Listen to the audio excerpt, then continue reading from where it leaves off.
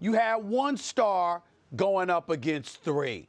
He was outmanned. He was outnumbered. He tried to do too much. It didn't work. Last year against San Antonio was a choke job. The dude went the first 17 minutes without shooting the damn basketball. There's absolutely no excuse for that.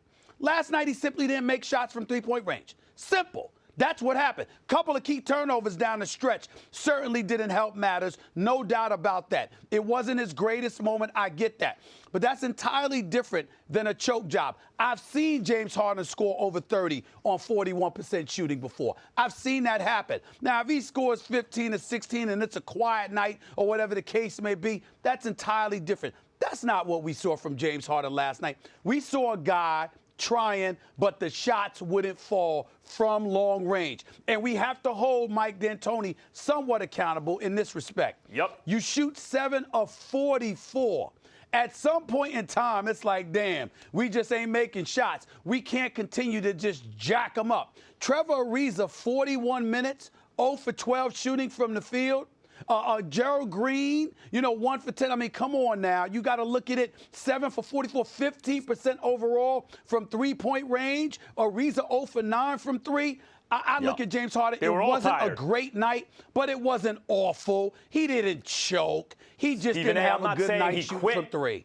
That's all. I'm not saying I didn't he say quit. And I know by the way, I've seen series in the past where did Harden kind of checked out a little bit. I didn't say quit. I don't think he did that. I get it. I've seen progress from Harden. I think there's reason for optimism going forward for Harden.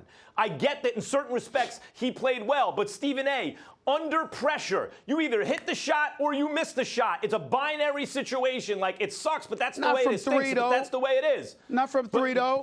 But you can't miss all of your threes. If you're the best player on a team that shoots all those threes to win, you can't miss them all in Game 7 at home and say you didn't choke. I'm not saying that he can't miss it. I'm saying it's not a choke job. It's not a choke job if you're missing threes, but you're making twos. It's not a choke job if you score 32, even though it came on 29 shots. It's not a choke job. 29 Last year against San Antonio was a choke job. Last year against San Antonio was a choke job. He disappeared. To last night without CP3, you'd have a greater point if you had CP3, because then there's really no excuse. But without CP3 and the load that he had to carry, I'm not saying he had a great game, because he did not. But there's a difference between not playing well and choking. He did not choke. He did not choke. Real quick, I acknowledge that they were tired, and that's D'Antoni's rotations. They were the less talented team, et cetera, et cetera. And I'm not saying James Harden's the only one. They all played hard. I saw it. None of them quit. They can be proud of their effort. But when a team goes 1 from 30, a three-point shooting team, shot more threes than any team in history, goes 1 for 30 from downtown at home, Game 7, how would you describe that?